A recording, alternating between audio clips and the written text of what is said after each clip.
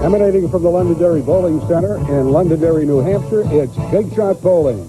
Big Shot Bowling is brought to you in part by Duddy Ford. From economy to luxury, you'll find it at Duddy Ford. By Diamond Chevrolet, where you always get a diamond of a deal. And by Durrett, custom concepts in cast lucite. Big Shot Bowling is brought to you in conjunction with the World Candlepin Bowlers Congress.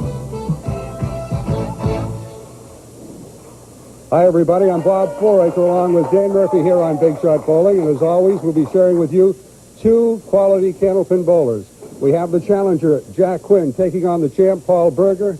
And Dan Murphy, two good ones. Oh, two great ones.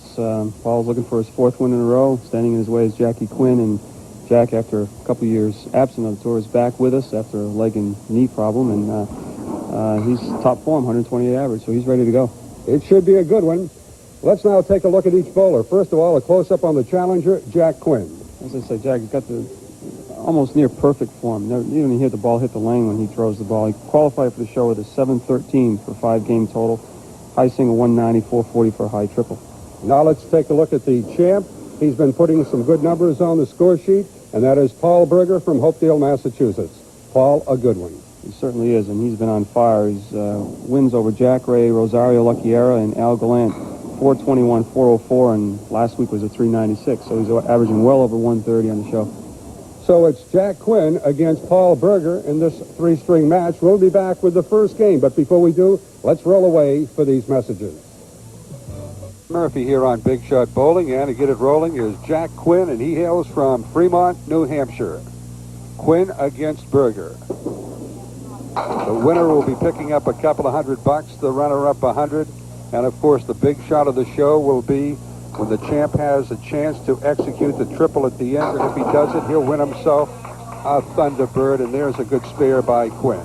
Leaves himself to 1, 2, 3, and 4. And it's just a joy to watch Jack. You don't hear the ball hit the lane. Nice approach, nice follow-through, nice smooth ball. And the result is the first mark of the match and the early lead. Going for the fill, and he's going to fill it with just a few. 3 to be exact. Jack Quinn with an average of a 128.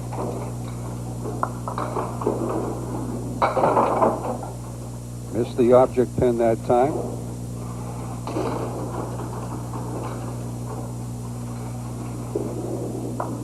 And he'll settle in with a 7 after spare 3 and a 20 after 2 for the challenger. And now we present to you our 3-time champ, Paul Berger from Hopedale, Massachusetts.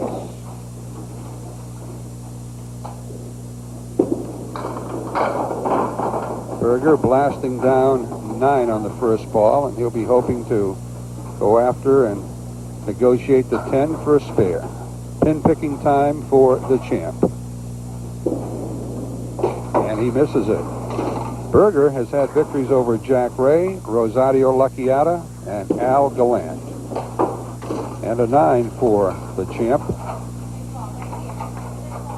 Paul with a big average of a 132. He's been averaging slightly higher than that on the show. And there's the reasons why. I was talking to Paul before the match, and just like any professional sport, there are streaks, and Paul feels he's in one himself right now. Just bowling really well. He plays the wood for the spare. Just how well is he bowling? Well, 3 weeks ago, he defeated Jack Ray 421 to 365. 2 weeks ago, Rosario Lucchiera 404 to 341. And there's a strike for Jackie Quinn versus the match. Home run ball.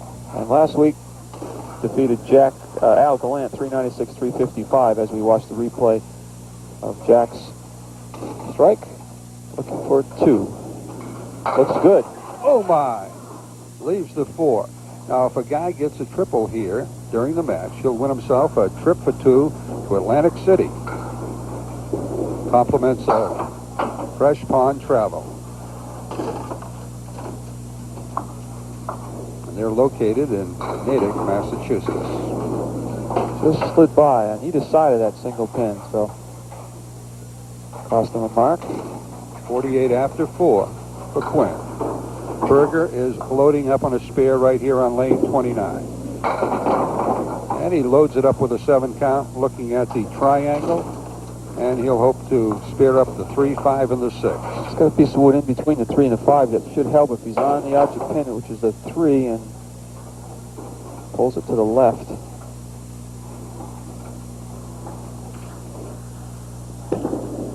That's what he wanted to do. Berger with a 10 count. Berger down by 3, but opposite a 9.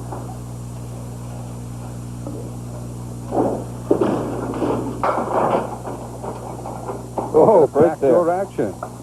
A nice break there. Missed the head pin to the right and left everything but, knocked down everything but the head pin. Left the head pin standing, and nice guide, a piece of wood next to the head pin for the mark. Second mark for him. This is the first of 3 between Jack Quinn and Paul Berger here on Big Shot Bowling.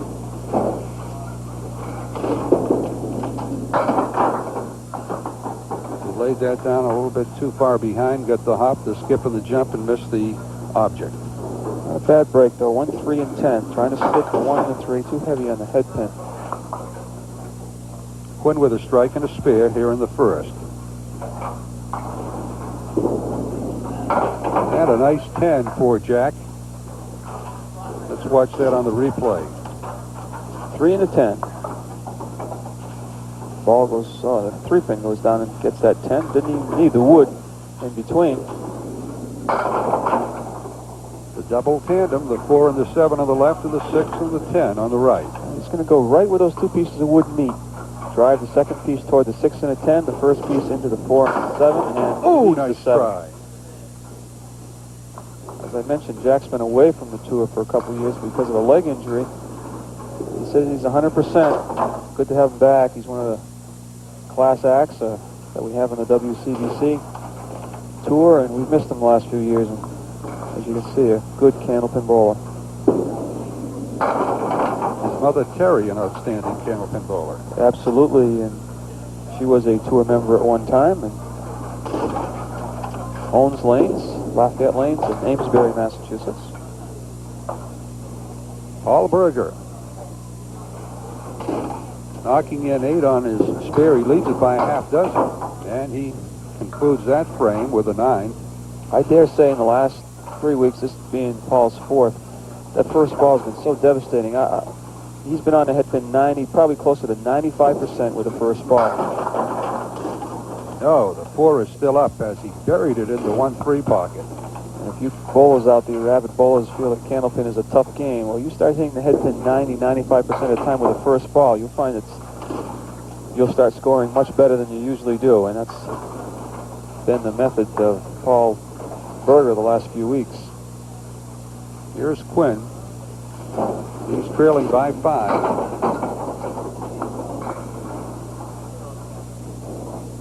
2, 5, 7, and the sleeper in the back, the 8 pin. Everything but the 7. Jack's best high single, a 190. His best triple, a 440. The father of 2 looking for the 10 count, and he got it.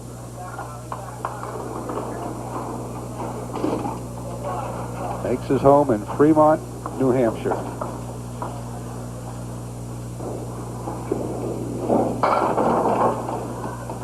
Three, 6, 4, and 7. Doesn't look like the wood behind the 3 and 6 can be much help. He's going to try to split the 3 and the 6. No, off the wall. You nudge it over? Yes. Oh, superlative shot. Oh, my. Nice spare as it unfolds again on replay. I think he tried to split the 3-6, but he went inside and watched the sidewall action there for the 4 and then 7 and then the 4. We come back to Berger, and he has just blown down 8 of 10. And he's looking at what you're seeing right now for a spare. 5-9. Paul so far with 3 spares. Jack with a strike and a couple of spares. Got it. Paul Berger from Hopedale, Massachusetts, with an average of a 132. His best triple of 493, and his best single of 191. Again, back nice on one. that head pin. We had a nice talk before the match started. We were waiting for the crew to set up and things, and he really loves his bowling. Quite an athlete, but through the years, he says, and age and everything, bowling's about the only thing he does now. 5 spares for the champ. 3 in a row, as you can see on the scoreboard. This the first of 3 here on Big Shot Bowling. Both bowlers will be receiving trophies from George Girton Trophy Center. They're located on Southbridge Street in Worcester, Massachusetts, the birthplace of Candlepin bowling. Over a century ago, this fine sport started right in Worcester. The way I talk, Paul Berger was around when they invented the game. I don't mean he's an old fellow. He's younger than I am, I think so. Everybody's younger than you, Dan, including yours truly. What I meant was that he used to play football and things, and, you know, sooner or later you're going to give those kind of sports up. Down to the final frame for Jack Quinn. Nice light hit that time. The strike, his second strike. If he strikes out, he'll win himself a trip to Atlantic City, compliments of Fresh Pond Travel. A lot of pin action there. He left himself the cluster of 5 in a left-hand corner, and then got a couple pieces that come off the right-hand sidewall to clear him off with a strike. Looking for the double. Off target.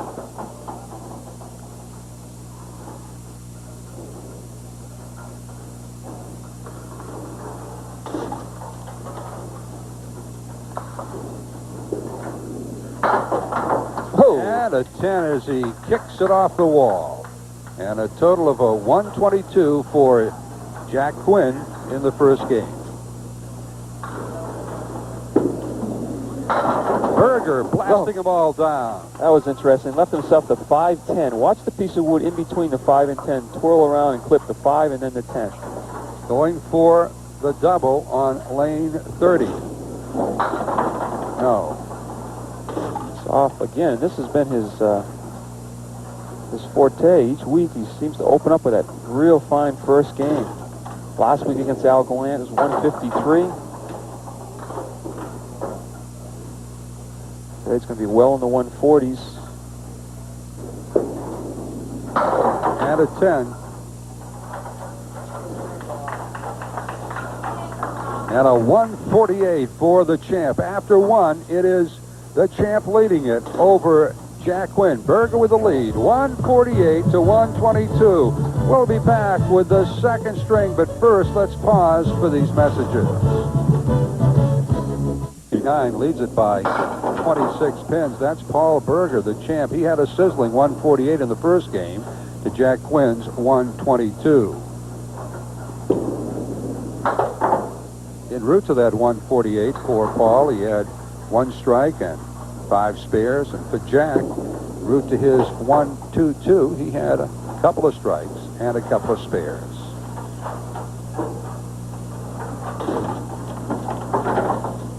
Paul Berger from Hopedale, Massachusetts.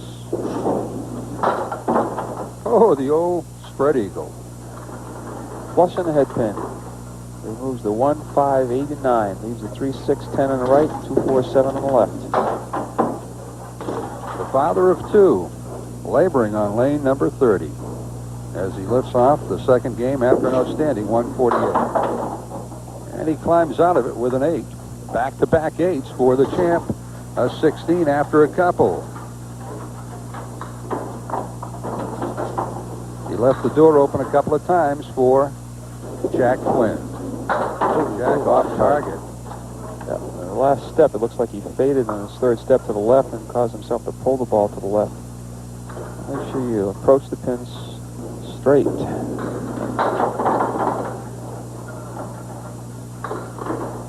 Speaking of fading, Dan, how's your bowling been lately? Oh, I'm still on injured reserve. I'm going to make a comeback, hopefully this month. I hope you make that comeback. We wish you well. There's a nice high triple of 440, recorded by Jack.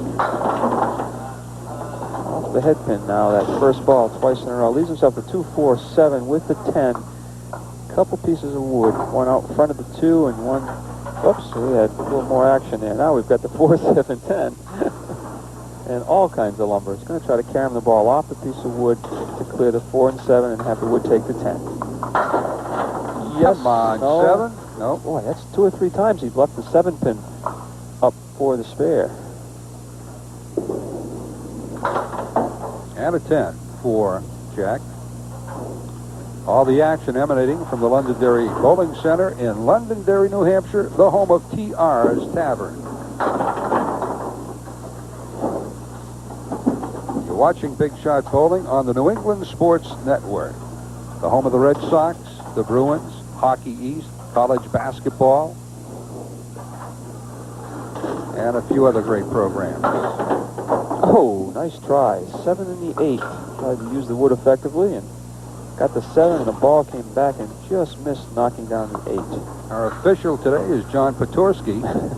Some of you people might remember John, not only for his fine act here on Big Shot Bowling, but what he pulled off recently on Channel 5. Man, incredible. He let the ball go and it hit the ceiling. He will someday be in bowling, Candlepin Bowling Hall of Fame, no question about it.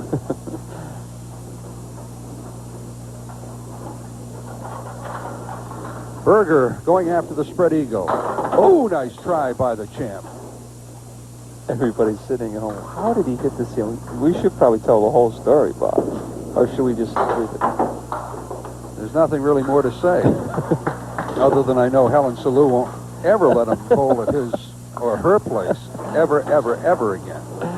What happened is John was bowling on the TV show that had his tape at those particular lanes, and he started his approach, and the 6-pin fell over. Well, no one saw that except John, and John tried to stop his delivery and his approach, and well, didn't quite stop everything, and let the ball go straight up into the ceiling and down again.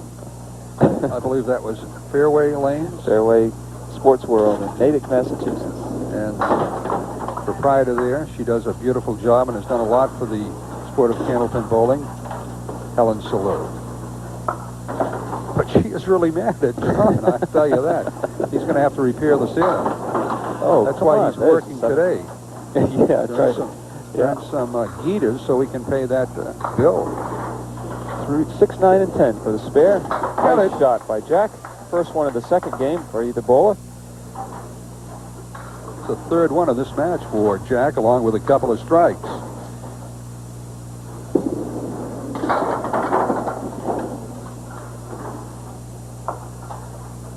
Three, 5, 6, and 10. No, I'm sorry. 3, 6, 9, and 10. With lumber. It's all gone now, though. Off the bowling of Berger. That's interesting because he played the one on the left because he knew the one on the right had the bad angle, probably would have left the 10-pin standing. Good choice by Paul, and the result is another mark. He's a bit upset with that lead. Looking down at the 4 and the 7 and off to the right is the 10. He's going to have to get some action off the wall. Oh, he's going to get it. He's going to get it. Oh, we got to watch that again. Wow, wow, wow. Superlative. You talk about getting up on the right side of the bed. Berger did. Watch this. Can you believe it? You never know what's going to happen in this exciting game of candlepin bowling. Wasn't quite the way Paul expected it to go, but had the right idea. Played the wood in front of the 4 and the 7 and cleared the wood out like it was. There was nothing behind it. The ball came back to the 10, the 7, and then the 4. Incredible. And another nice shot by Jack, leaves the 5-pin. Berger is down by a dozen in this string, but leading in the match by 14.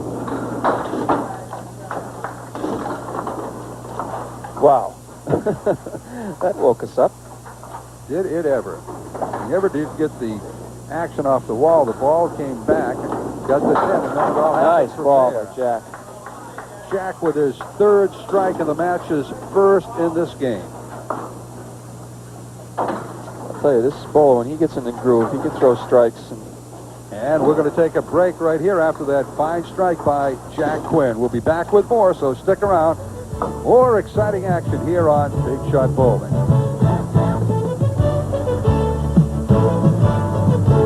Bowling, Paul Berger leading in the match by 21, filling in a spare. And he has a healthy fill of a 7. Well, it's the same shot he had a little while ago, the opposite side, 6'7", 6'10" on the right with a 7 on the left. And again, piece of wood out in front, he's going to have to play. Probably try to cap that with wood in front of the 6 and a 10, like that. Nice try. No luck that time, though. That other great shot was the 4, 7, and then the 10.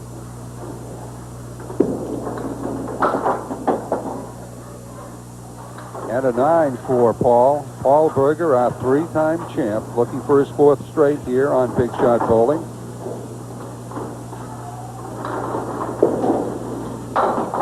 Oh, wow. Drop of 9. Big, solid 8-pin. Piece of wood out in front, and it's way out in front, so it's always a danger. Pins that far out in front of your target. Covers it. Did what you had to do. You had to overpower the wood and drill it back there. 8 spares along with a strike for Paul Berger in this match. First string, he had a 148. Quinn had a 122. For a double. There's the double, Bob. Okay, we're all set now. If Jack Quinn can get a strike right here, he'll win himself a trip for 2 to Atlantic City, compliments of Fresh Pond Travel in Natick, Massachusetts. Let's wish him well. Looks good. Looks good. No, the 2 and the 4. Looked good going in. This is the lane 30s where I believe he threw his other 2 strikes. Looking for the spare on strike, and we're going to have a match here before this is over. Oh, baby, a barn burner going between Paul Berger and the challenger, Jack Quinn. Quinn with 4 strikes, 4 spares. And puts him in the lead, I believe. Berger, on the other hand, has knocked down 8 spares. He's bowled over 1 strike. Paul pin picking right now. He's going to have to try to bail out of this one with 1 ball remaining. And he goes for the deuce, and he gets the deuce as he plays the 4-7. 101 with 1 to go for Berger here in the second game.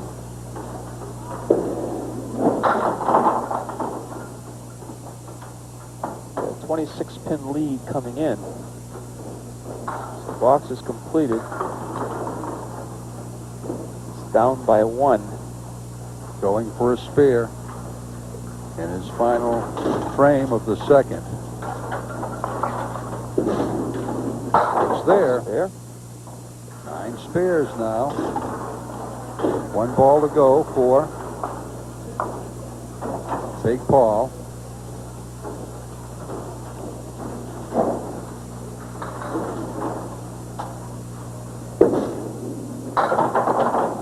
And he adds 6 more to the score sheet. 117. 117 along with a 148. 2-string count of a 265 for the champ. Off target that time. 4, Phil.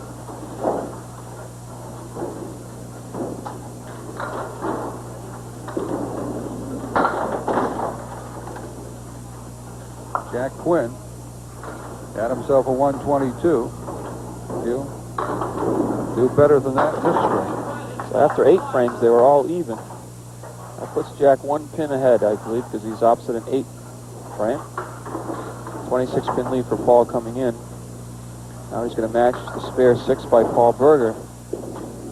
And he does. Yes. He notches the mark anyways with a strike of his own. His 5th strike in the match as we watch it unfold again. This time the 1-2 pocket. 5 and 9. Last 2 to go. 5 strikes and 4 spares for Jack Quinn. Anything above 5, he'll take the lead. That he does. He was looking for the double.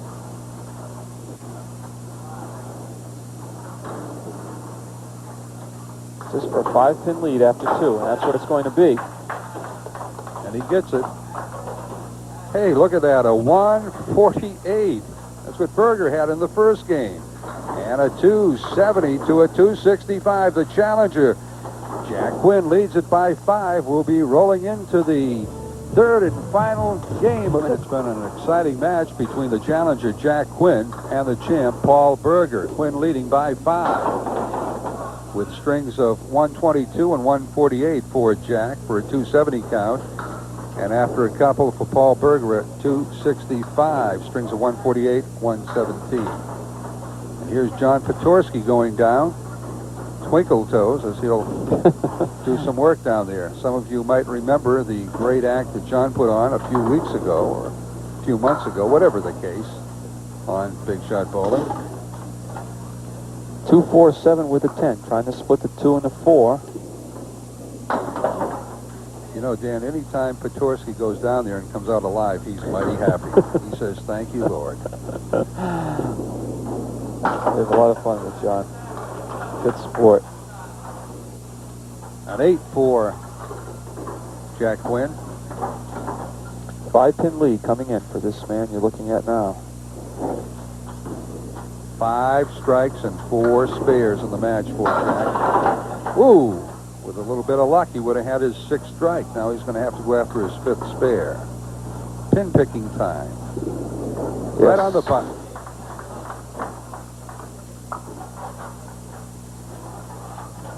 Jack Quinn from Fremont, New Hampshire, taking on Paul Berger from Hopedale, Massachusetts. I don't think in any of Paul's previous wins he was ever behind at this point in the match.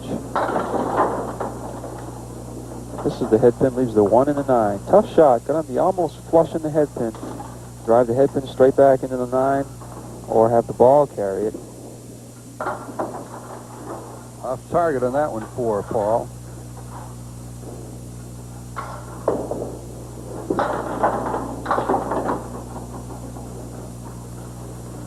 Well, it gains 2 of those 5 back. Drops at the 8. Now he's going to match the spare. Paul, a graduate of Northeastern University, works as a purchasing manager for Sun Microsystems. Little light. 7 and 9. Paul, over the years, has picked up 1 win on the tour. Looks good. Oh, wood cost him. The second piece of wood to the far right cost him that shot.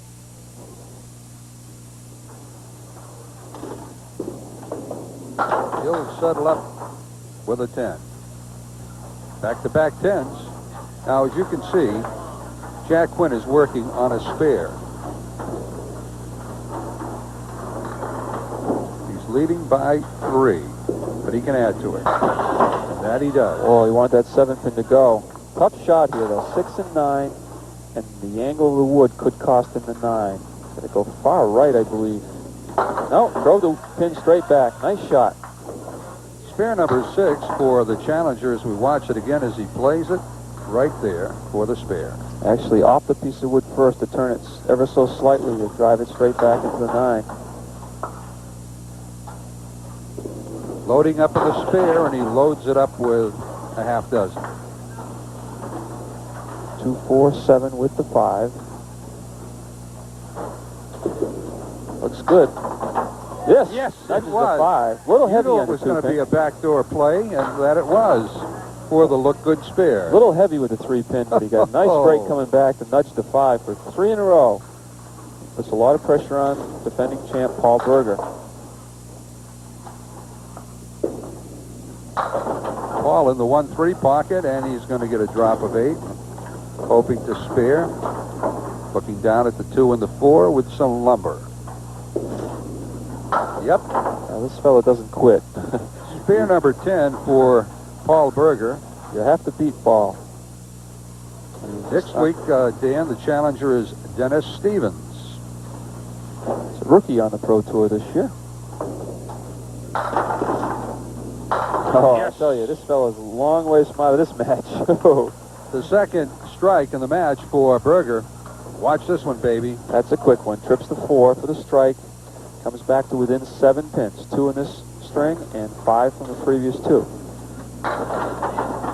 Jack loading up on the spare, loads it up with an 8 count. All Jack wants to do is keep marking. I'm sure he's watched Paul the last several weeks. He's a tough competitor. John Patorsky, our official today. And as John slides the ball down the channel, he takes out the 7. And there is Jack Quinn taking those 2 down for his 4th spare in a row. Well, he's gone from throwing the strike ball To the spare. to the spares, and he's got 4 in a row now, keeping the pressure on Paul Berger. Light hit. 4, 5, 7, 8.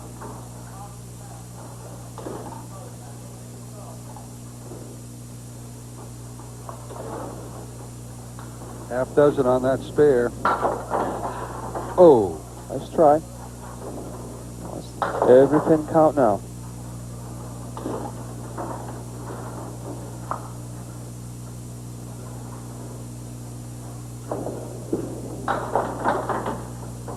And a 9 after a half dozen.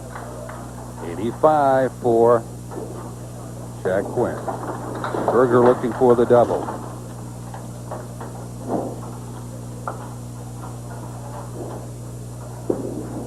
A little bit light on the 1-2. He has the 6, 9, and 10.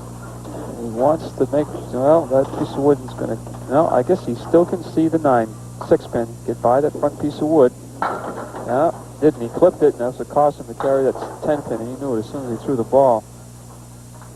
So he's going to lose a few more in count because he's opposite of spare 6 by Jack Quinn. 10 for Paul. Paul looking for his 4th straight win here on Big Shot Bowling. See, 7 pins there plus the 5. He's down by 11. Opposite a 9 box.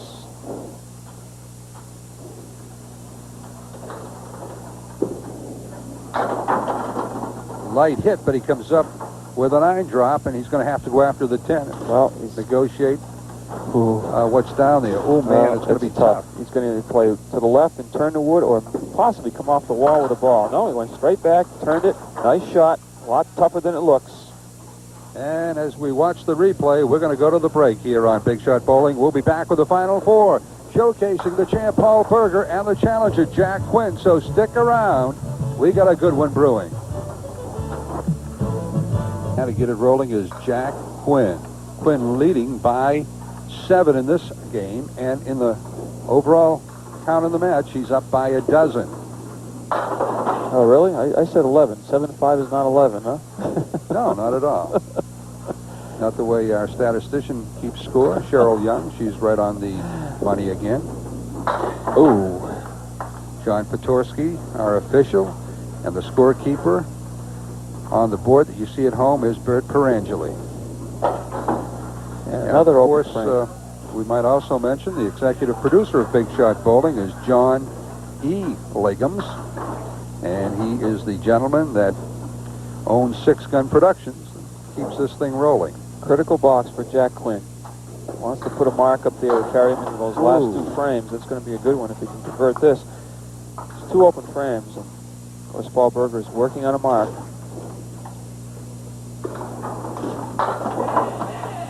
No. Recapping the strings for Jackie, started off with a 122. In the last game, he had a 148. For Paul, he started up with a 148. Last game, he had a 117. 9 count. Oh, that's where I got the 11. Sure, he's got a spare up opposite a 9 box, down by 11, minus this ball. Got out of that one, didn't I? Our director for this show is Bob McElroy. We'd like to thank Bob and the rest of his teammates for a superlative job here on Big Shot Bowling. 7 fill. Down by 4. 4, 7, 10. You elect to use the wood in front of the 10 or 4 into the 7 and off the side. Well, I think he's going to use the wood. Here he goes. Look at this. Nice try, Paul. Great try by the 3-time champ. Pick another pin up on count. He's opposite another 9 frame. And that's what he does. 3 more to go for the King of the Hill. The winner will be receiving $200. The runner-up $100. Both bowlers will be walking out of here with trophies from George Girton Trophy Center. 3 pins. This is the deficit facing this gentleman right here. He's opposite another 9 by Jack Quinn. 2, 5, and a 10. It can be done. It's not easy. Paul is going to settle in. He started to move, but then he said, nope, not quite ready. Here he goes. Off target a little bit. Yeah, and he's upset with himself for that one because he knew, I think he had a shot at if he could clip the wood in front of next to the 2-pin. Could have cleared them all 3 of them. Oh, Yes, nice. Out for a 10 count. Gains another one in the count. 2 pins. The lead for this gentleman walking up now, going the last 2 frames. Jack Quinn Oh my. down to the final 2. Well, tough spare leave here. 2-4 with the 6. 2 ways. Inside of the 2 and come off the wall, or trying to split the 2 and the 4. Inside. Oh! If we have a tie, we'll have 2 extra boxes rolled by each guy. And a 10 for Jack Quinn, the man from Fremont, New Hampshire. He has himself a 113 with 1 to go. Jack is thinking now, spare 8. Spare 8. Put it into double figures. Make Paul get a double mark. Oh, he's going to have a shot. Yes, he is. 3 and 10. Tough angle in the wood. 10 pin's going to be the problem. Here he goes. Yes. Climbs all over him for the spare. Okay, the situation was that Paul Berger must get a mark anyways. Now, it's if Jack could throw 8, fill, or better, that means Paul's going to have a double mark to win the match. Remember that, fans, an 8 or better on this ball. He's off target. Still in a 1-mark situation. 5 fill, and a total of a 128 for Jack Quinn, along with strings of 122 and a 148 for a 3-string count of an outstanding 398. 133 is a tie. 134 is a win for Paul Berger. Right now he's at about a 126 clip. Needs at least 1 mark, and that's going to have to be a good fill. Here he goes. Paul Berger. Looks good. Well, triangle lead. Well, it was a triangle. Not anymore. 3-6. 3-6. That wood in the back isn't going to kill a shot on him. He got it. That's it. Okay. Berger with a dozen spares and 2 strikes. Situation's this now. Needs the 134 to win. Needs an 8 fill and a 10. Any combination. Simple as that. It's all happening here on Big Shot Bowling. What a match. Down to the last frame. Paul Berger, here he goes. Well, there's the 8. Boy, you'd love to see that one go. Okay. Here it is. A 9 is a tie. A 10 is a win. Ooh. Got the hard one. Good choice by Paul. Good choice. Went for the mark. Wanted to really cut the 5 over. Now he's got a piece of wood in front of the 7 for the win. And he gets nice it. match. Wow, nice what a match between Paul Berger and Jack Quinn. Takes him by 1 pin. Look at the final count of 399 for Paul Berger as he wins his 4th straight here on Big Shot Bowling to Jack Quinn's outstanding 398. I guess it would be safe to say it was a superlative match by 2 superlative bowlers on this superlative show. We'll be back with the Big Shot as Berger will be going after the Thunderbird right after we pause. On Big Shot Bowling, Paul Berger winning for the 4th consecutive week, and a thriller in a barn burner over Jack Quinn with a 399 to a 398. And Dan, you can't get any closer than that. No, the only closer you can get is it ended up in a time. We went to 2 overtime or something like that, but superlative bowling by both bowlers. This is a great match to watch. And Berger, who was trailing by a few at the end, came up with a couple of pressure-packed shots. Oh, he did, but Jack did his shot by getting the mark in the 9th, forcing him to get the big mark, and he did his part. He would have liked a better fill on his mark, of course, and forced Paul into a 2-mark situation, but it didn't happen. He got the mark, got 8, and picked it up for a 10 box for a 1-pin win. Once again, Berger winning it, 399 to 398. And let's bring up the gentleman and outstanding bowler who had the 398. Come on up, Jack Quinn. Let's hear it for our runner-up. Jack, turn right around so all the folks throughout New England and throughout the free world, you want to say hi, Mom? Hi, Mom. Mom is Terry Quinn, who was an outstanding bowler in her day. Yep, she sure was. She still rolls them, huh? Yeah, now and then. And your bowling, was it all taught to you by Mom? Yeah, just about. What about this match with Paul Berger? For a moment, I thought you had it in your hand, but you never say you have it in your hand when you're taking on the likes of Berger. No, I didn't get that big fill in that last mark there. That might have done it. But overall, you had some outstanding bowling. 398, a lot of strikes, 5 strikes and 11 spares. Yeah. Not too bad at all. Here's Dan the Man. You know this guy? Yep. Well, unfortunately, there shouldn't have been any losers today, Jack, but it's good to see you back after the 2-year absence. And I said before, one of the class acts of the WCBC. Good to see him back in action. Nice having you with us, and have a seat. Let's have a nice round of applause for the runner-up, Jack Quinn, with a 398. Obviously a disappointing 398 because he wanted that victory. He collects $100 and a trophy from Girton Trophy Center. And now let's bring up the champ. Come on up, Paul Berger, for the 4th week in a row. Here he is, Paul Berger. Congratulations. Man, you worked for this one. Sure did. This was about the toughest one I can remember. Real tough. Well, you started off with a 148, and then a 117, and came back. You needed a 134. You needed a 10 to win, and you got the 10. How did it feel in that last frame? Well, you know, they always say it ain't over till it's over. And I thought I had a good shot at him. I was throwing the ball still fairly well.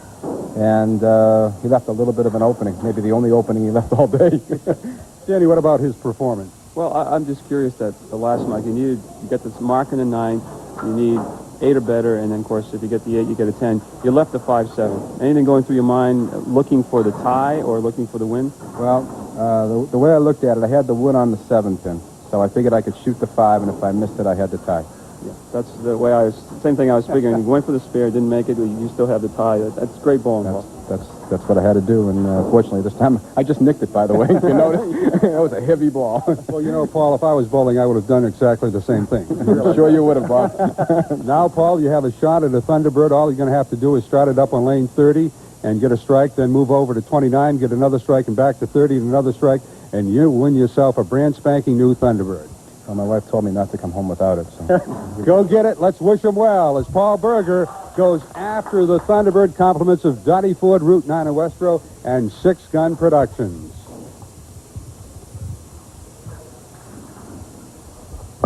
Needs a strike right here. Well, off the target, off the head pin. I'm sure he didn't want to do that, but now going for the mark. Hoping for an AMA gift. Looking for the spare.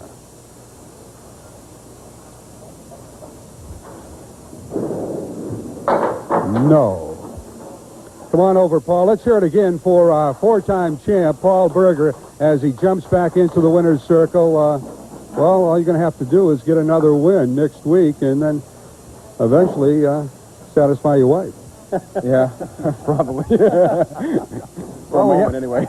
We have a couple of $100 for you and a trophy from Girton Trophy Center, and to make the presentation is Dan the Man Murphy.